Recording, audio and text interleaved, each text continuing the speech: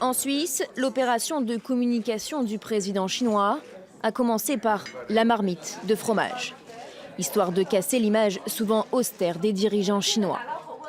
Un avant-goût avant le grand bain à Davos, où il devrait s'afficher en dirigeant rassurant, garant de la stabilité mondiale.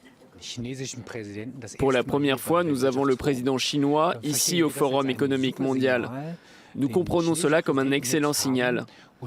Le président chinois est ici pour discuter de l'économie mondiale et de la nécessité d'une économie mondiale.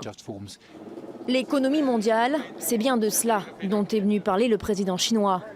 Après le Brexit et l'élection de Donald Trump, il se pose en garant du libre-échange. La Chine est pourtant régulièrement accusée de protectionnisme par l'Europe et les États-Unis. Le protectionnisme, le populisme et la démondialisation sont en vogue. Ce n'est pas une bonne chose pour le développement de la coopération économique à l'échelle mondiale. Xi Jinping continue à poser les jalons de sa future vision de l'économie mondiale. D'abord avec son accord régional de libre-échange qui doit regrouper les pays de l'ASEAN, l'Australie et l'Inde.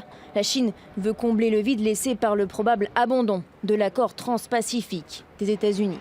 Ensuite, avec la route de la soie, un plan de construction d'infrastructures sur 3 continents, Xi Jinping compte apporter un nouveau souffle à ses entreprises. Et enfin, avec des investissements massifs à l'étranger, en 2016, il représentait 154 milliards d'euros. À sa façon, l'Empire du Milieu entend redessiner le commerce du XXIe siècle.